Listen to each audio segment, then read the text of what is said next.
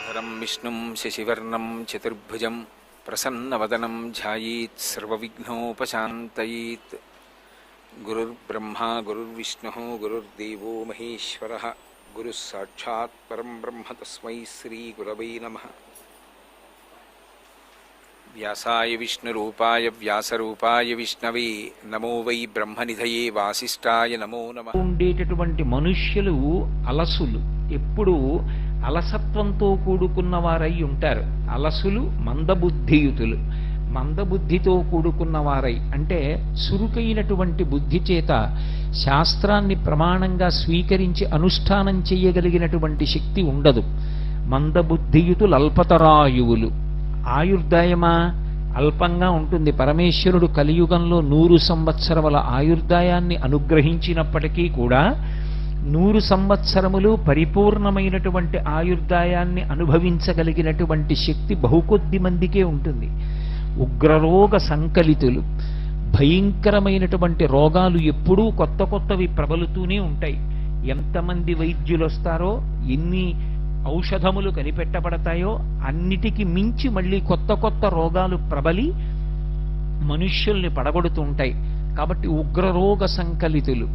అటువంటి ఉగ్రమైనటువంటి రోగములు ప్రబలేటటువంటి అవకాశం ఉన్నటువంటి కలియుగంలో అనారోగ్యాన్ని పోగొట్టుకుని ఆరోగ్యంతో ఉండి శరీరమునందు కలిగినటువంటి ఆరోగ్యము కేవలముగా భోగానుభవమునకు మాత్రమే పనికి రావడం కాకుండా ఆరోగ్యవంతమైనటువంటి శరీరాన్ని భగవంతుని యొక్క ఆరాధనా క్రమమునందు వినియోగించి దాని చేత సార్థక్యమును పొంది శాస్త్రీయమైనటువంటి కర్మాచరణము చేత భగవంతుని యొక్క అనుగ్రహాన్ని పొంది ఆ అనుగ్రహము వలన భక్తి జ్ఞాన వైరాగ్యములు కలిగి తుట్టతుదన చిత్తశుద్ధి చేత పాత్రతను పొంది ఆ పాత్రత వలన జ్ఞానమును పొంది ఆ జ్ఞానము వలన మళ్లీ పుట్టవలసిన అవసరం లేని పునరావృత్తి రహిత శాశ్వత శివ సాయుధ్య స్థితిని పొందడానికి ప్రధానమైనటువంటి హేతువేది, దేని చేత అటువంటిది సంభవమవుతుంది అంటే కేవలము శరీరమునందు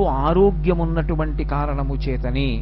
అటువంటి ఆరోగ్యమును ఇవ్వగలిగిన వాడెవరు అన్నారు అంటే ఆరోగ్యం భాస్కరాదిచ్చేత్.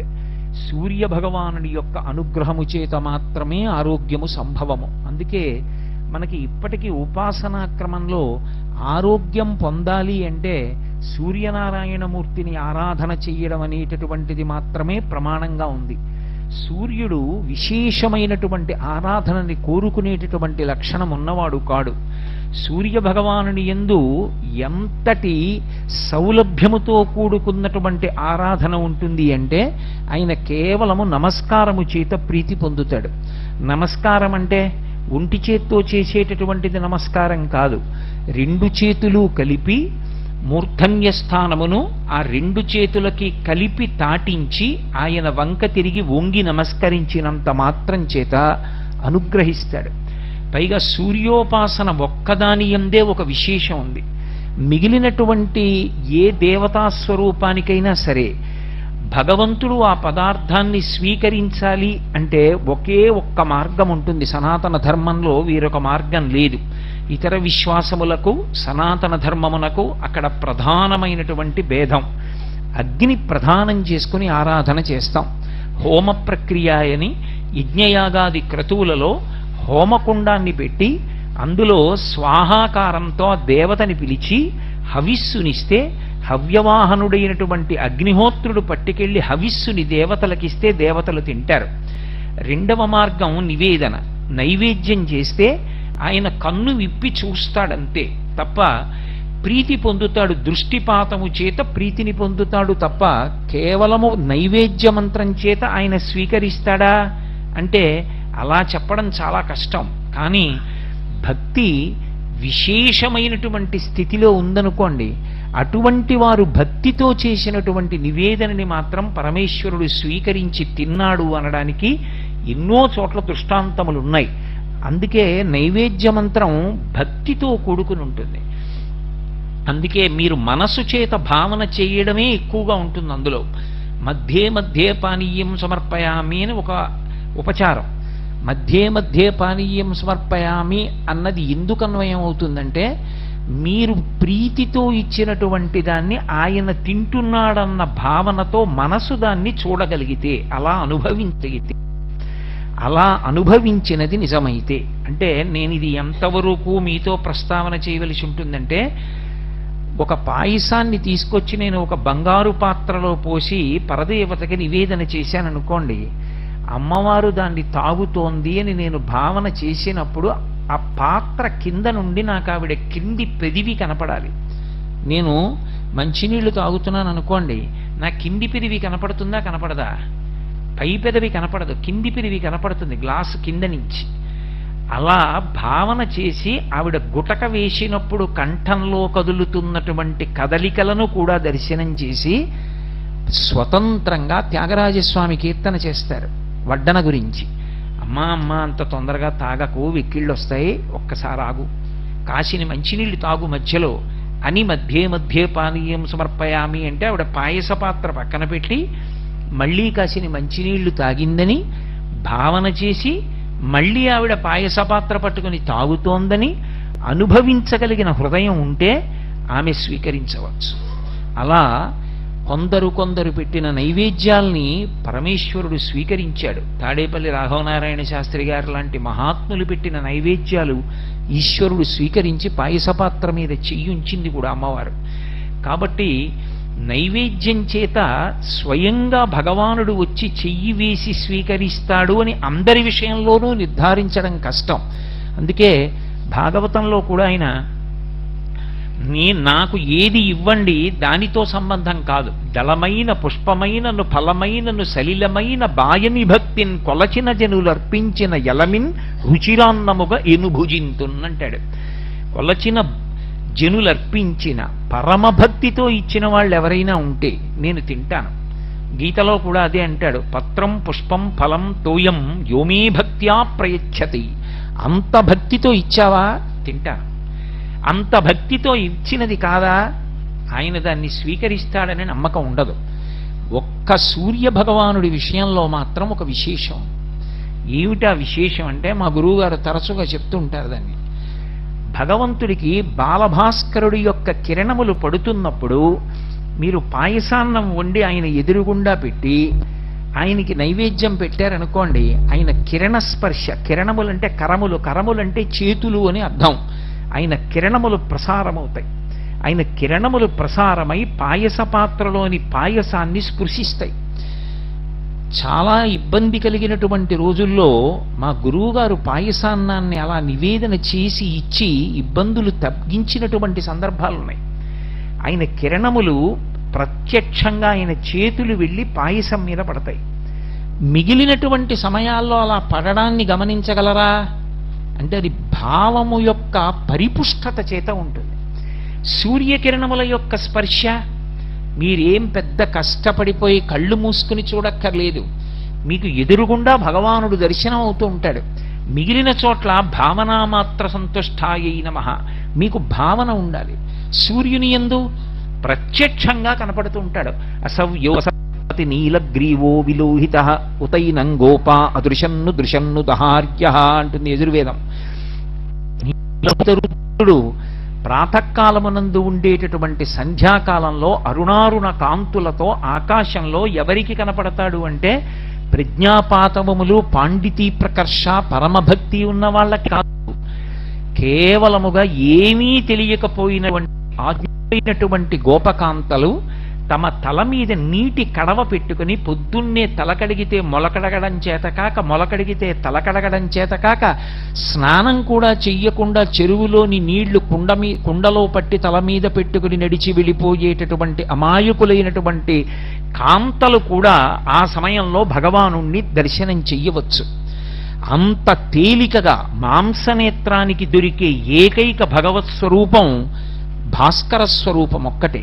పైగా అది ఒక దేవతాస్వరూపం కాదు, అది పరబ్రహ్మస్వరూపం. పరబ్రహ్మస్వరూపమైన కారణం చేత ఆయనే సృష్టికర్త, ఆయనే స్థితికర్త, ఆయనే ప్రళయకర్త. అందుకే ఆదిత్య హృదయంలో వాల్మీకి మహర్షి ఆయనని నమక చమకాలు కూడా మధ్యలో పెట్టి స్తోత్రం చేశారు. సరే, 4 రోజుల ఉపన్యాసాల్లో ఎక్కడో నేను ఆదిత్య హృదయం గురించి ప్రస్తావన చేస్తాను. కాబట్టి తన కరస్పర్శ చేత కిరణస్పర్శ చేత మీరు ఇచ్చినటువంటి నివేదనని ఆయన ముట్టుకుంటాడు. ఆ ముట్టుకున్న ప్రసాదం ఏదుందో ఆ ప్రసాదాన్ని స్వీకరించడం అనుగ్రహానికి కారణమవుతుంది. అందుకే ప్రదక్షిణం చేసి నమస్కారం చేసినప్పుడు వెంటనే ఫలితాన్ని ఇచ్చేటటువంటి దేవతాస్వరూపములుగా చెప్పబడేటటువంటివి రెండున్నాయి. ఒకటి హనుమ. ఆ హనుమ సూర్యనారాయణమూర్తి యొక్క శిష్యులు. రెండవ వారు సూర్యుడు. కానీ సూర్యుడికి ప్రదక్షిణ ఎలా చేస్తాం అంటే సూర్య దేవాలయం అందుకొచ్చింది. సూర్య దేవాలయం ప్రధానంగా దేనికి అంటే ప్రదక్షిణం చేయడం కోసం. కోణార్క సూర్య దేవాలయానికి ప్రదక్షిణం చేసి నమస్కారం చేసి గుండె జబ్బుల నుంచి కుష్ఠవ్యాధి నుంచి విముక్తులైనటువంటి వారు ఎందరో ఉన్నారు. అంత ఉత్తర క్షణం అనుగ్రహించి ఆరోగ్యం ఇవ్వగలిగినటువంటి భాస్కర స్వరూపం ఏది ఉన్నదో ఆ భాస్కర స్వరూపానికి అంత విశేషమైనటువంటి ప్రాధాన్యతని ఉపాసన క్రమంలో కల్పించారు.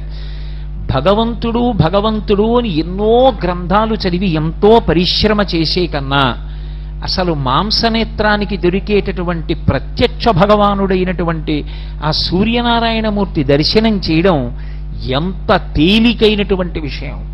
అసలు ఒక మనుష్యుడు తన జన్మ ప్రయోజనాన్ని పోగొట్టుకుంటున్నాడు అని చెప్పవలసిన అవసరం ఏదైనా ఉంటే ప్రాతకాలంలోనూ పశ్చిమాద్రిని చేరిపోయినటువంటి సూర్యబింబాన్ని దర్శనం చెయ్యకుండా గడిపేసేటటువంటి వాడెవడుంటాడో వాడు మాత్రమే శాస్త్రం దృష్టిలో అయితే కృతజ్ఞుడు.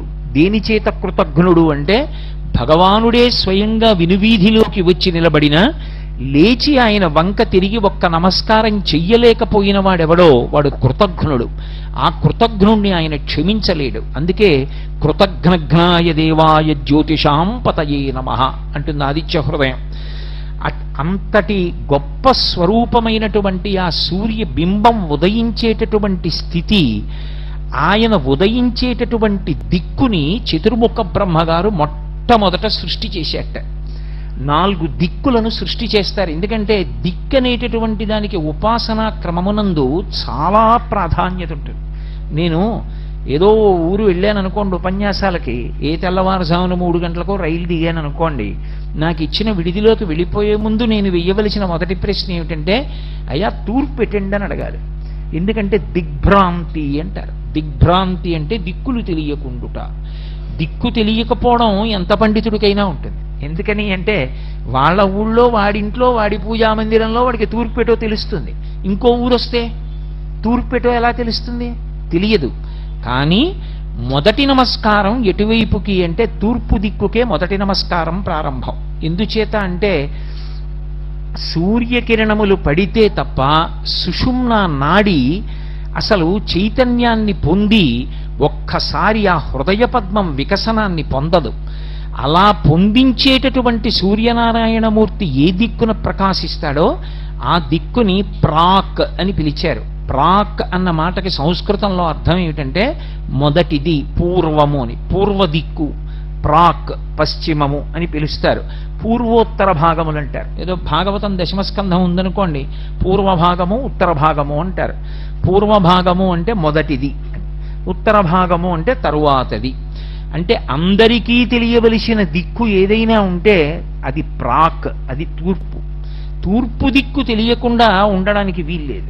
తూర్పు దిక్కు తెలిసి తీరాలి. ఎందుకంటే అసలు జీవితానికి వికసనం ఎక్కడి నుంచి మొదలవుతుంది అంటే ఆ తూర్పు దిక్కు నుంచి మొదలవుతుంది. అందుకే చతుర్ముఖ బ్రహ్మగారు కూడా సృష్టి ప్రారంభం చేసినప్పుడు మొట్టమొదట దిక్కు ఏది సృష్టి చేశాడో దానికి తూర్పు దిక్కు ప్రాక్ అని పేరు. ప్రాక్ను ఆయన ఎలా నిర్ణయం చేశాడు అంటే ఇక్కడ సూర్యోదయం అవ్వాలి అని నిర్ణయం చేశాడు. ఇక్కడ సూర్యోదయం అవుతుంది, ఇక్కడ నుంచి కిరణములు పడడం ప్రారంభమవుతాయి అని ఏ పర్వత శిఖరం మీద సూర్య భగవానుని యొక్క ఉదయము ప్రారంభమవుతుందో నిర్ణయం చేసి అక్కడ వరకు మాత్రమే మనుష్యులు గొప్ప యోగ సంబంధమైనటువంటి శక్తి కలిగినటువంటి వారు వెళ్ళగలిగినటువంటి ప్రాంతాలుగా నిర్ణయం చేశాడు. ఇక సూర్యుడు ఎక్కడ ప్రకాశం ప్రారంభమవుతుందో అది దాటి వెళ్ళడానికి మనుష్య ఉపాధికి శక్తి ఉండదు. అక్కడ వరకు మాత్రం మనుష్యుడు వెడతాడు. మనుష్యుడికి యోగశక్తే కాదు, శరీర బలాన్ని బట్టి కూడా అక్కడ వరకు వెళ్ళగలరు అని రామాయణం నిర్ధారణ చేసింది.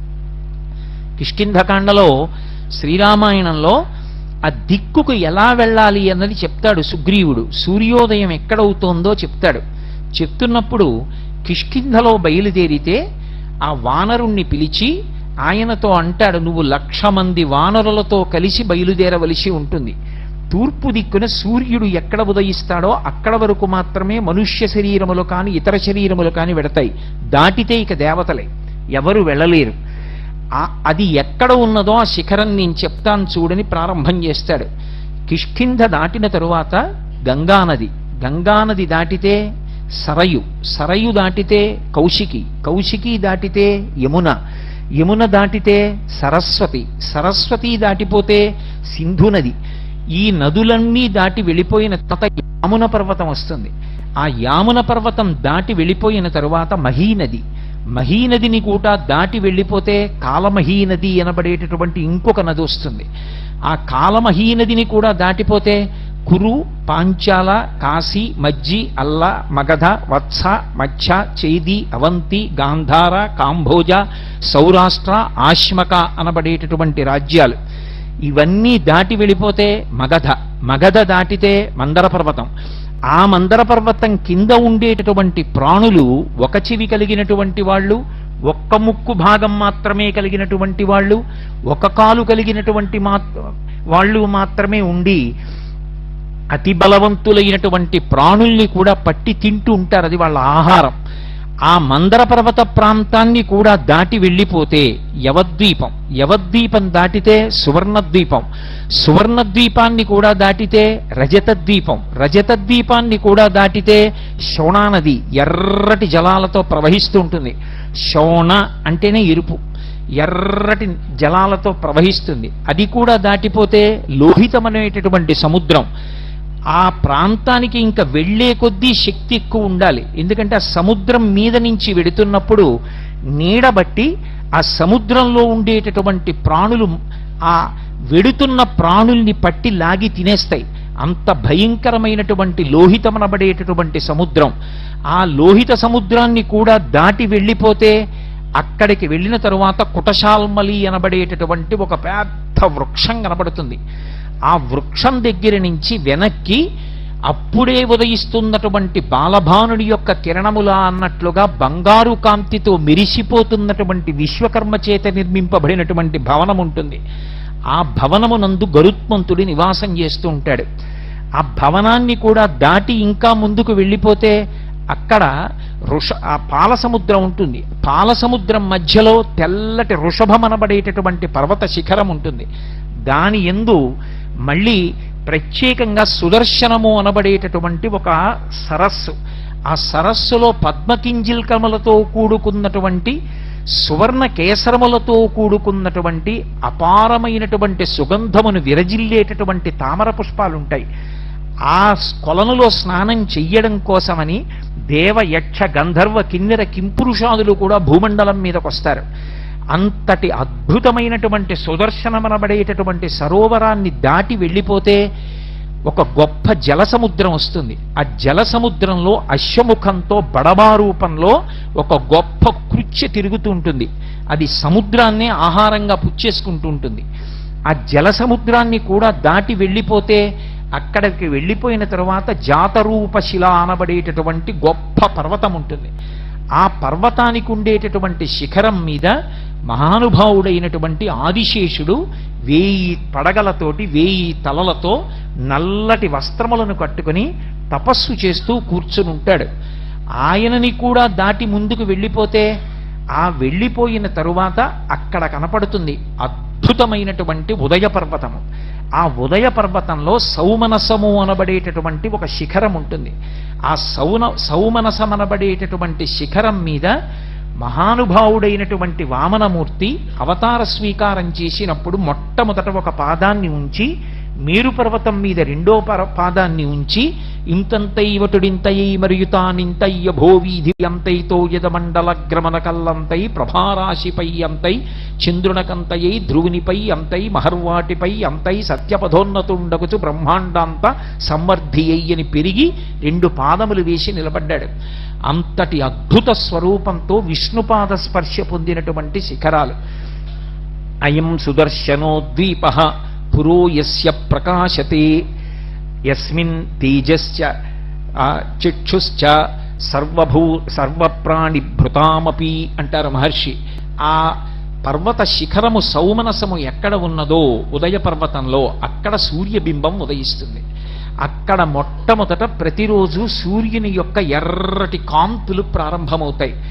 అక్కడ ప్రారంభమైనటువంటి కాంతులు కొద్ది క్షణాలలో ఆ బింబం ఇలా ఎర్రటి గీతతో పైకి లేవగానే ఆ కాంతి భూమండలాన్నంతటినీ కప్పేస్తుంది. ఆ కప్పేసినప్పుడు ఎర్రటి బింబంగా పైకి లేస్తాడు. ఆయన యొక్క కాంతి కిరణములే సమస్త భూతముల యొక్క కన్నుల మీద పడతాయి. యస్మిన్ తేజశ్చ చక్షుశ్చ, అన్ని భూతముల యొక్క కన్నుల మీద పడి చైతన్యము కలుగుతుంది. కలిగి సమస్త ప్రాణులు కందెరయగుచు అంటారు తిక్కన గారు. అన్ని ప్రాణులు కళ్ళు తెరుస్తాయి. కళ్ళు తెరిచి ఎదురుగుండా ఉండేటటువంటి వస్తువుల్ని చూడడం మొదలు పెడతాయి. ఈ చూడడం మొదలు పెట్టడం అనేటటువంటిది భోగముల యందు సగం భాగం. ప్రత్యేకించి భోగం అనుభవించాడండి అంటారు, సుఖాలు అనుభవించారండి అంటారు. ఆ అనుభవించినటువంటి సుఖాలలో సగం సుఖమంతా దేన్ని ఆశ్రయిస్తుంది అంటే కంటి యొక్క గుడ్డు సూర్యుని యొక్క కిరణముల తేజస్సుని పుచ్చుకోగలిగితే వాడు 50% సుఖాలని పొందుతాడు. లేనినాడు ఈ బ్రహ్మాండమునందు ఎన్ని సుఖములున్నాయో అందులో 50% సుఖాలు వాడికి లేనట్టే. అందుకే సుఖములన్నీ దేన్ని ఆశ్రయిస్తాయంటే సూర్య కిరణమును ఆయన కాంతి కన్ను పుచ్చుకోవడం మీద ఆధారపడి ఉంటుంది. ఎందుకని అంటే మీరు చూడండి, కళ్ళొక్కట్లేవు. భార్యని చూస్తాడా, తల్లిని చూస్తాడా, తండ్రిని చూస్తాడా, కడుపున పుట్టిన బిడ్డల్ని చూస్తాడా, పర్వత శిఖరాలు చూస్తాడా, దేవాలయాన్ని చూస్తాడా, ధ్వజస్తంభాన్ని చూస్తాడా, ఉత్సవమూర్తిని చూస్తాడా, మూల విరాట్ని చూస్తాడా, గురువుగారిని చూస్తాడా, గురువుగారి పాదములు చూస్తాడా? ఏం చూస్తాడు? భోగములలో సగం భోగాలు పోవడం, జీవితంలో భయం, ఈ 2 దేని చేత ఉంటాయంటే కంటి యొక్క గుడ్డు సూర్యుని యొక్క కిరణమును పుచ్చుకోలేనటువంటి స్థితి చేత. అందుకే ఇన్ని భోగాలకి కారకుడై మహానుభావుడైనటువంటి సూర్యుడు ఆ పర్వత శిఖరం మీద, సౌమనస పర్వత శిఖరం మీద ఉదయిస్తాడు. బంగారుతో తయారు చేయబడి ఆ పర్వత శిఖరము పచ్చటి కాంతితో ప్రకాశిస్తూ ఉంటుంది. ప్రకాశించేటప్పుడు అరుణ కిరణాలతో ఎర్రటి కాంతితో ఆయన ఉదయించినప్పుడు ఆయన కాంతి పడి ఈ బంగారు పర్వత శిఖరము ఆయన యొక్క కాంతి కలిసి ఒక పెద్ద నెగడు, అంటే భోగి మంట వేస్తారే అలాంటి మంట మండుతోందా అన్నట్టుగా ప్రాక్ ఆ దిక్కంతా కూడా ఎర్రబడుతుంది. అదే అరుణోదయము అని పిలుస్తారు. అంత ఎర్రటి కాంతితో ప్రారంభమవుతుంది. ఎవరు ఆ ఎర్రటి కాంతి వంక చూసి నమస్కారం చేస్తారో వాళ్ళకి ఆ రోజు దురితముల యొక్క ఫలితములుగా రావలసినటువంటి దుష్ఫలితములు ఏ ఉంటాయో వాటన్నిటినీ కూడా చీకట్లను ఎలా చిమ్మేస్తాడో అలా చిమ్మేస్తాడు. చిమ్మి పద్మములను వికసనం చేయిస్తాడు. సూర్యకిరణం పడితే పద్మం వికసిస్తుంది. పద్మమునందు ఎవరుంటారంటే లక్ష్మీదేవి ఉంటుంది. లక్ష్మీదేవి యొక్క స్థానములలో ఒకటి పద్మం. ఇంటి తలుపులు తెరిచారనుకోండి, ఇంట్లో ఉన్నాయన బయటికి వస్తాడని గుర్తు. ఇంటి తలుపులు వేసేసాడంటే ఆయన బయటికి రాడు, అందుకు తలుపు వేసుకున్నాడు. ఆయన తలుపులు తీశాడంటే ఆయన బయటికి వస్తాడు, లేదా మీరు లోపలికి వెళ్ళవచ్చు. ఇప్పుడు ఆయనైనా బయటికి వచ్చి మీకు అనుగ్రహిస్తాడు, లేదా మీరైనా వెళ్ళి ఆయన దర్శనం చేసి అనుగ్రహాన్ని పొందొచ్చు. పద్మము వికసనాన్ని పొందింది అంటే లక్ష్మి యొక్క అనుగ్రహము ప్రారంభమైనది అని గుర్తు. లక్ష్మీ కటాక్షమును కల్పింపగలిగిన వాడెవరు అంటే సూర్యనారాయణమూర్తి ఒక్కడే. అందుకే ఆయన ఉదయిస్తున్నప్పుడు ఆ అరుణారుణ కాంతుల వంక ఎవడు చూస్తాడో, ఎవడు చూసి దర్శనం చేస్తాడో, ఎవడు నమస్కరిస్తాడో వాళ్ళకి విశేషమైనటువంటి అనుగ్రహం. ఒకటి, దురితము యొక్క ఫలితము తొలగదోయబడుతుంది. అంటే గత జన్మలలో చేసుకున్న పాపము యొక్క ఫలితము ఇవాళ రావలసి ఉందనుకోండి, అది తొలగిపోవడానికి కారణం ఏది అంటే సూర్యనారాయణమూర్తికి చేసేటటువంటి నమస్కారం. ప్రత్యక్షమైన భగవానుడు, ఎక్కడికి వెళ్ళక్కర్లేదు, మన ఇంట్లో మనం నిలబడి నమస్కారం చేసేయచ్చు. రెండవది, ఆయన లక్ష్మీ కటాక్షాన్ని ప్రసరింపచేస్తాడు. ఏ దురితము ఉన్నదో దాన్ని పోగొట్టడమే కాదు, దాని స్థానంలో ఐశ్వర్యాన్ని తీసుకొచ్చి నింపుతాడు. అందుకే యోగము క్షేమము అంటారు. ఈ రెండు ఈశ్వరుడు ఇస్తాడు. క్షేమము అంటే ఉన్నది ఉండుట, ఏది ఉండాలో అవన్నీ ఉండాలి. అందుకే పూర్వం ఉత్తరం రాస్తే క్షేమం అని రాసేవారు. అంటే అవతలవాడు చదువుకుని ఉద్వేగపడక్కర్లేదు, ఏవేవి ఉండడం వల్ల నేను సంతోషంగా ఉంటానని నువ్వు అనుకుంటున్నావో అవన్నీ ఉన్నాయి, ఏవీ జారిపోలేదు. యోగం, నేను సుఖపడడానికి కావలసినటువంటి వస్తువులలో కొత్త వస్తువులు సమకూడే యోగం. ఏదో ఇంతవరకు నాకు ఒక వాహనం లేదు, కాలినడకన వెడుతుండేవాణ్ణి, నేను నిన్న ఒక వాహనం కొనుక్కున్నాను అనుకోండి, ఇప్పుడు నాకు వాహన యోగం పట్టింది, అంటే కొత్తగా నాకు ఒక సుఖం వచ్చింది. యోగమును క్షేమమును ఇవ్వగలిగిన వాడు పరమాత్మ. క్షేమమునకు భంగకరము ఆపద. ఆపద అంటే మన బుద్ధి చేత తప్పించుకోలేనిది, ఈశ్వరుడు మాత్రమే తప్పించగలిగిన దానిని ఆపద అని పిలుస్తారు. ఆ ఆపదను తొలగించగలిగిన వాడెవరు అంటే ఆ అరుణారుణ కాంతులతో ఉన్నటువంటి సూర్యనారాయణమూర్తికి నమస్కారంతో రోజు ప్రారంభం అవ్వాలి. అందుకే త్రైవర్ణికులు అంటారు. అంటే యజ్ఞోపవీతం వేసుకునేటటువంటి అధికారం ఉన్నటువంటి వర్ణముల యందు జన్మించినటువంటి వారు కొంతమంది ఉంటారు. వాళ్ళకి సూర్యోదయ కాలమునందు, మధ్యాహ్న కాలమునందు, ప్రదోష కాలమునందు విశేషమైనటువంటి విధి ఏర్పాటు చేయబడింది. అది సూర్య సంబంధమై లోకమునకు ఉపకారము చేసేటటువంటి ప్రజ్ఞతో కూడుకుని ఉంటుంది. 4వ వర్ణము వారు సూర్యోదయ సమయంలో ఏమీ చెయ్యకుండా ఉండవచ్చు అని అనుకోకూడదు. స్కాంద పురాణంలో వ్యాస భగవానుడు సూర్యోదయ సమయంలో తప్పకుండా సూర్యనారాయణమూర్తి వైపు తిరిగి చెయ్యవలసినటువంటి స్తోత్రాన్ని మనకిచ్చాడు. అవి మేము కాకినాడ పట్టణంలో ముద్రణ చేయించి ఇస్తే ఇవాళ ఎంతో మంది ప్రతిరోజు సూర్యోదయానికి చదువుకుంటూ ఉంటారు. ఆ వ్యాస భగవానుడిచ్చిన స్తోత్రం ఏదుందో దానిని 4వ వర్ణము వారు ప్రాతకాలంలో ఆ స్తోత్రం చెయ్యాలి సూర్యానుగ్రహం కోసం. మిగిలినటువంటి ముగ్గురు సంధ్యావందనం చేస్తారు. సంధ్యావందనం ఎందుకు చెయ్యాలి అంటే సంధ్యావందనం కేవలం తన యొక్క ఉన్నతి కొరకు మాత్రమే కాదు, ఆ ముగ్గురికి యజ్ఞోపవీతం ఎందుకు వేస్తారంటే 2 కారణముల చేత వేస్తారు. ఒకటి, ఎంత కష్టం వచ్చినా చచ్చిపోకుండా బతికి లోకానికి మార్గదర్శకుడు కావాలి, ఆత్మహత్య చేసుకోకూడదు, ఇన్ని కష్టాలైనా భరించి నిలబడు, ఏదో ఒకనాటికి నువ్వు అభ్యున్నతిని పొందుతావు, ఇది నిరూపణం చేసి లోకానికి మార్గదర్శనం చెయ్యాలి, కష్టాన్ని ఓర్చుకోవడం. అందుకే చూడండి, పాండవులు లక్క ఇంట్లో పెట్టి కాల్చేస్తే బయట పడిన తరువాత భిక్షాటన చేసైనా బతికారు, యజ్ఞోపవీతం ఉంది కాబట్టి. ఇంత కష్టం వచ్చింది, ఎందుకు ఈ బతుకని వాళ్ళు ఆత్మహత్య చేసుకోలేదు. మనకి శాస్త్రములన్నీ అవే మాట చెప్తాయి. కళ్యాణీ బతగాదేయం లౌకికీ ప్రతిభాతిమా ఏతి జీవంతి మానందో నరం వర్ష శతాదపి అంటుంది సీతమ్మ రామాయణంలో. 100 సంవత్సరములు ఆయుర్దాయంతో నిలబడినవాడు ఎన్ని కష్టములు పడనివ్వండి, చిట్ట చివరి క్షణంలోనైనా శుభవార్త వింటాడు. ఓర్పు అనేటటువంటిది అంత అవసరం జీవితంలో. కాబట్టి ఆత్మహత్య చేసుకోకూడదు. లోకమంతా ఎన్ని కష్టాలలో ఉన్నా తాను మార్గదర్శకుడై యజ్ఞోపవీతం ఉన్నవాడు కష్టాన్ని భరించి నిలబడి లోకానికి మార్గదర్శనం చేయించగలిగిన వాడై ఉండాలి. అంతేగాని కష్టం వచ్చిందని వాడే భగవంతుడిని వదిలేశాడు అనుకోండి, ఇంకా మిగిలిన వాళ్ళకి భగవంతుడిని అందించేవాడెవరు, మార్గదర్శనం చేసేవాడెవరు? కాబట్టి శరీరం విడిచిపెట్టకూడదు. 2, సంధ్యావందనం ఎందుకు చెయ్యాలి అంటే సంధ్యావందనం ఎవరికి విధించారంటే లోకోపకారం చెయ్యవలసిన వాళ్ళకి, ప్రతినిత్యం కాయ కష్టం చెయ్యవలసిన అవసరం లేని వాళ్ళకి సంధ్యావందనం వేసింది శాస్త్రం. తప్ప ఏదో పక్షపాతంతో కొంతమందితో సంధ్యావందనం చేయిద్దాం, కొంతమందితో సంధ్యావందనం చేయించద్దు, అది శాస్త్రం యొక్క లక్షణం కాదు. వాళ్ళు కష్టపడి ఉండవలసినటువంటి వాళ్ళు, వాన పడుతోందంటే తెల్లవారకట్ట రైతు పొలానికి పరిగెడతాడు. అతన్ని నువ్వు సంధ్యావందనం చేయాలంటే పంటలు ఎక్కడ పండిస్తాడు, అందరికీ అన్నం ఎక్కడ దొరుకుతుంది?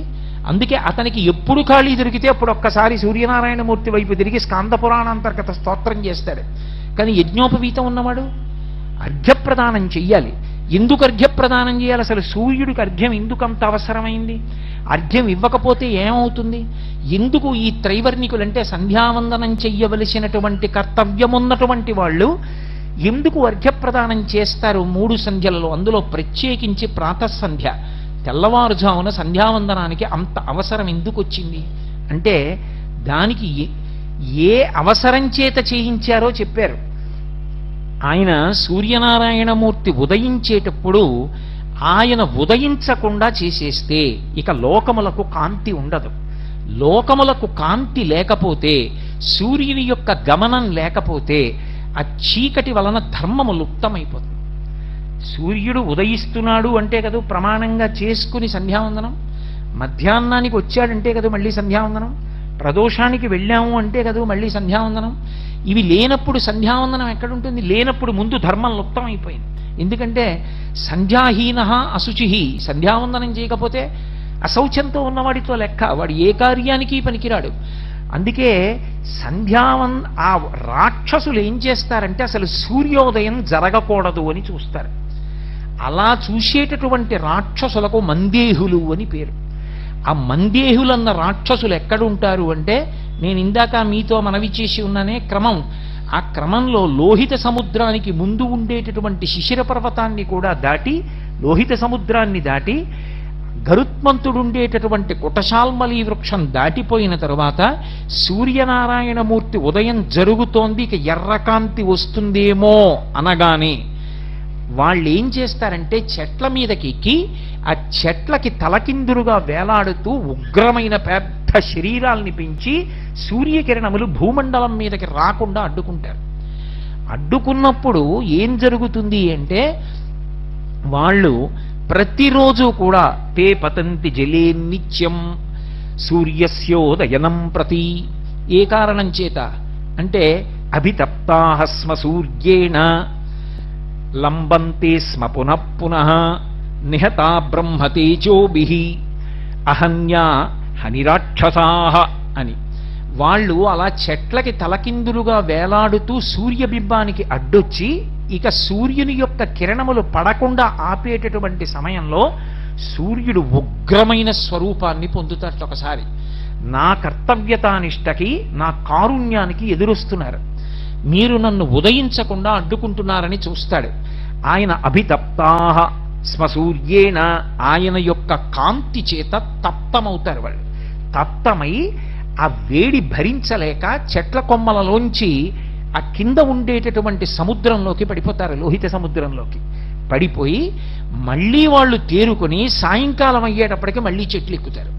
ఇవాళ కాకపోతే రేపు, రేపైనా ఎలా అడ్డొస్తాడు, రేపైనా ఎలా ఉదయిస్తాడు, లోకానికి ధర్మనాశనం చేస్తాం అని రాక్షసులు ప్రారంభమవుతారు. అందుకే అక్కడ కానీ ఇక్కడ కానీ ఎక్కడ కానీ ముందు పాడు చెయ్యాలని చూసేది రాక్షసులే. కాబట్టి ఉత్తిష్టంతో భూత పిశాచాః ఏతే భూమి భారకాః ఏతేషామ అవిరోధేన బ్రహ్మకర్మ సమారభే.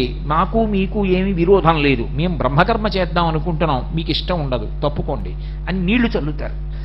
అలాగే నిహతా బ్రహ్మతేజోభిః, స్నానం చేసి వచ్చి ఎవరికి గాయత్రీ మంత్రం ఉపదేశం చెయ్యబడిందో, ఎవడు సంధ్యావందనం చెయ్యాలని శాస్త్రం విధించిందో వాడు సంధ్యావందనానికి కూర్చుని అర్ఘ్యాన్ని విడిచిపెడుతున్నప్పుడు, అందుకే అర్ఘ్యప్రదానము బ్రహ్మాస్త్రమే అంది శాస్త్రం.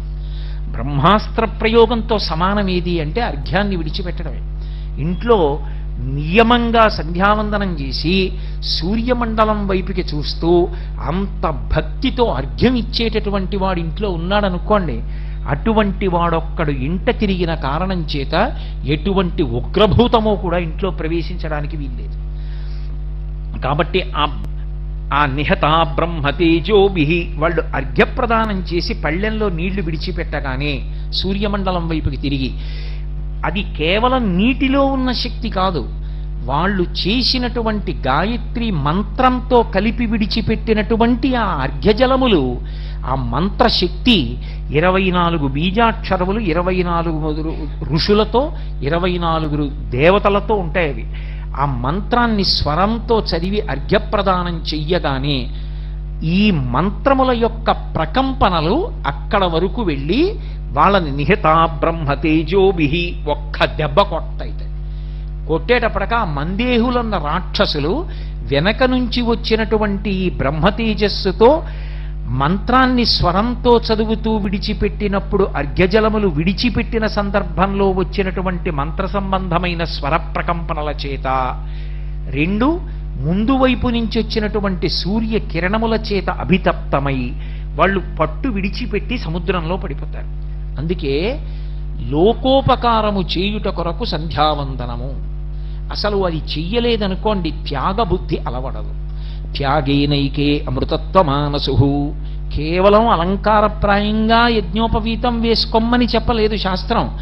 వేసుకున్నావు అంటే ఎక్కడది యజ్ఞోపవీతం అని అడిగారు. ఎక్కడది, ఇది ఎవరు తయారు చేశారు, అసలు అలా వేసుకోమని ఎవరు చెప్పారు అని అడిగారు. అడిగితే యజ్ఞోపవీతం పరమం పవిత్రం ప్రజాపతేర్యత్ సహజం పురస్తాత్.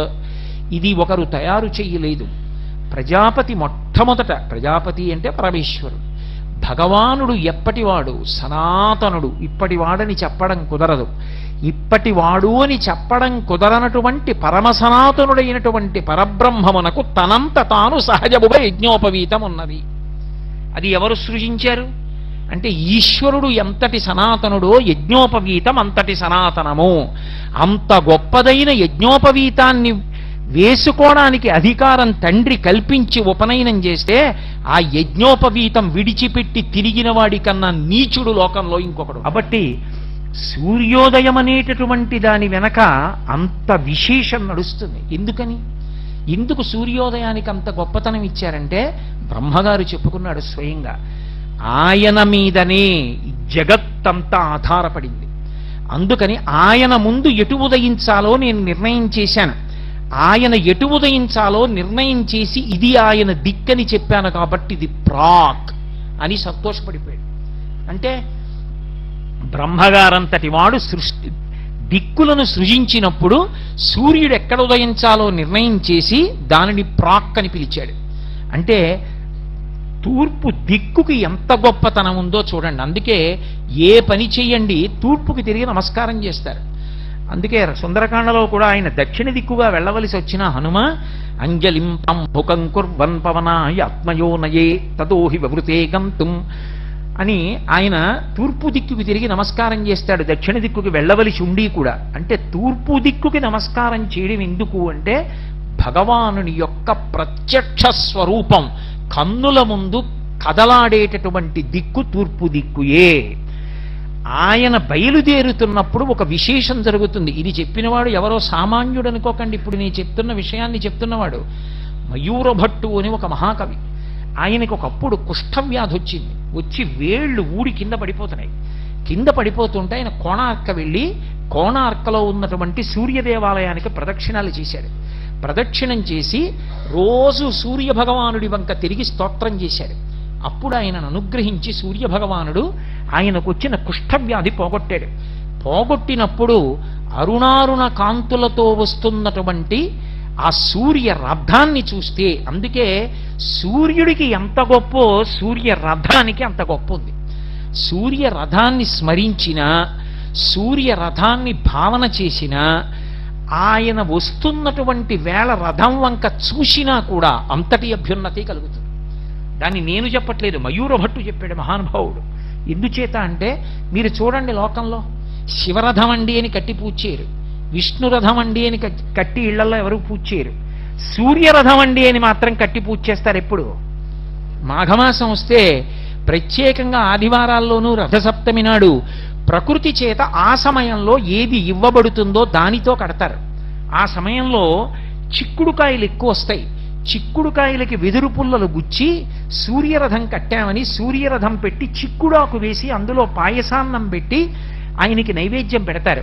ఎందుకు సూర్యరథం ఒక్కటే కడతారో తెలుసా లోకంలో? సూర్యరథాన్ని మీరు కేవలంగా 4 చిక్కుడుకాయలకి 4 పుల్లలు గుచ్చి అక్కడ పెట్టి చూసినా సరే. మాఘమాసం ఎందుకు అంటే సూర్యబింబం ఆవిర్భవించినటువంటి మాసం అది. అందుకని ఆ మాసంలో పొట్టి ఎక్కువ. అటువంటి మాఘమాసంలో ఆయనకి రథం కట్టడం ఎందుకు అంటే, ఆయన రథం తిరుగుతున్నప్పుడు ఒక చమత్కారం జరుగుతుందిట. మండలాకృతిలో గుర్రాలు తిరిగినట్టు తిరుగుతాడు. ఆ తిరుగుతుంటే ఆయన ప్రాంగ్ముఖం, ఇంద్రుడి వంక చూస్తాట. మొదట తూర్పు దిక్కుకి తిరిగి చూసేటప్పటికీ ఆయనకి గౌతమ మహర్షి శాపం ఉంది. ఒళ్ళంతా ఆయనకి నేత్రములుగా కళ్ళలా కనపడతాయి. అవి ఇతరులు చూసినప్పుడు పద్మాల మాల వేసుకున్నట్లు పద్మాల్లా ఉంటాయిట. సూర్యుడు తూర్పు దిక్కుకి తిరగగానే ఆ కిరణములు ఇంద్రుడి మీద పడితే ఆ ఇంద్రుడి ఒళ్ళంతా పద్మాల మాలలు విచ్చుకున్నట్టుగా కనపడి 2 చేతులెత్తి నమస్కరిస్తాట. ఆయన తూర్పు దిక్కును వస్తున్నప్పుడు ఆ అరుణకాంతులలో ఇంద్రుడు సంతోషించినటువంటి ఆ కాలమునందు రథదర్శనం వంక తిరిగితే ఒక్కసారి దర్శనం చేస్తే ఇంద్రప్రసాదాత్ రాజ్యాభివర్ధనమశ్నుతే అంటే ఏ అధికారమునందున్నారో ఆ అధికారము నిలబడుతుంది. రాజ్యాభివర్ధనమశ్నుతే, ఏ పదవిలో ఉన్నావో అందులో వృద్ధిలోకి వస్తావు. 2, ఆయన అక్కడి నుంచి ఆగ్నేయం వైపుకి తిరుగుతాడు.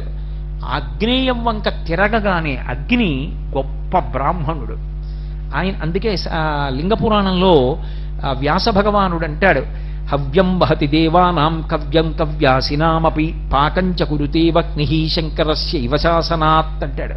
ఆయన గొప్ప లోకోపకారి.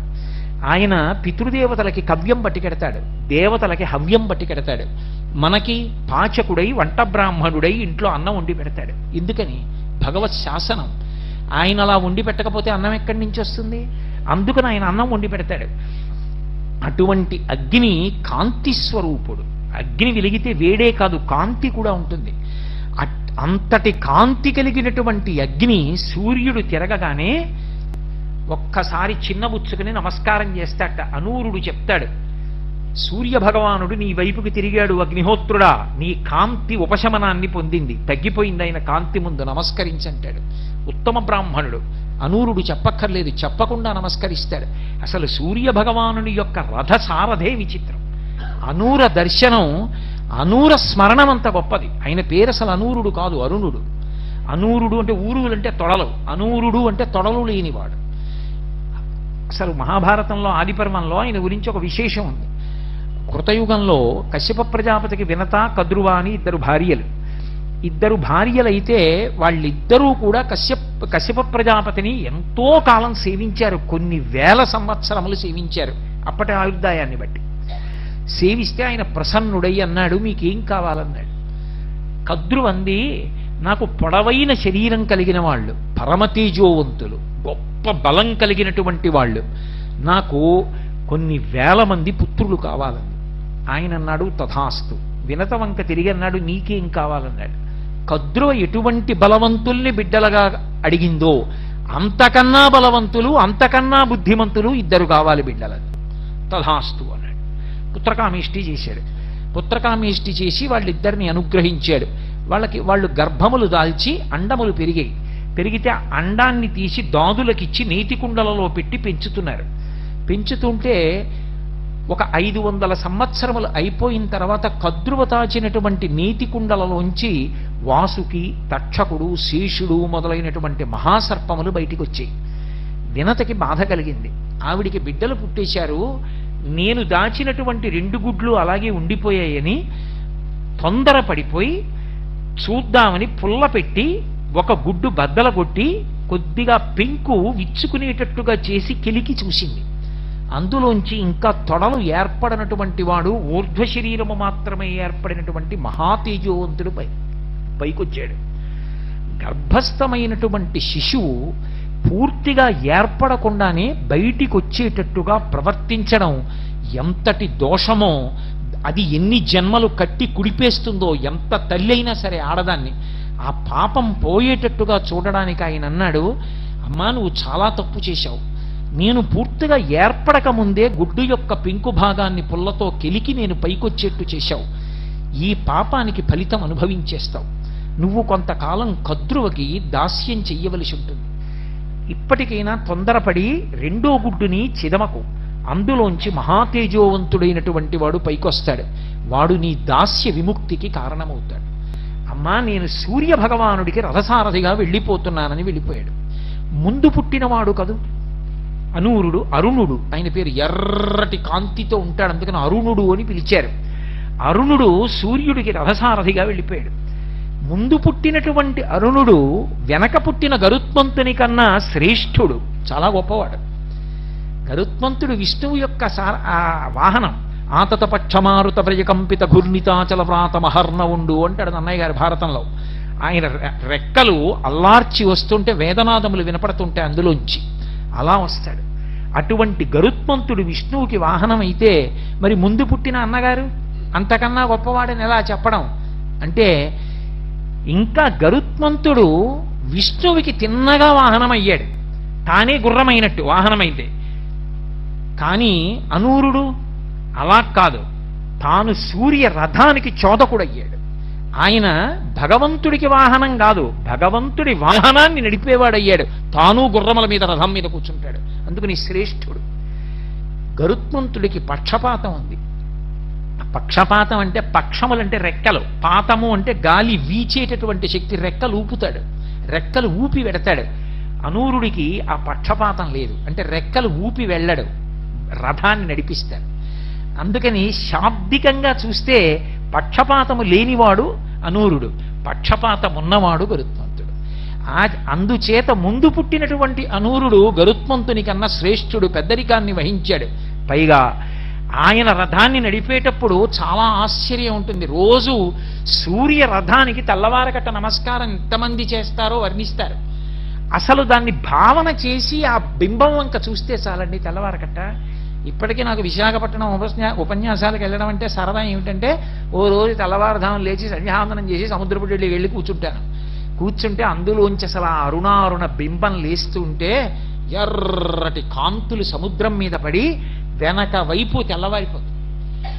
తెల్లవారిపోయి వెలుతురు వచ్చి ఎర్రటి కాంతులలో ప్రాణులన్నీ కూడా ఏదో చిన్నప్పుడు సంబరాల్లో ఎర్రకాగితం కళ్ళజోడు పెట్టుకుంటే అన్ని ఎర్రగా కనపడ్డట్టు కనపడతాయి.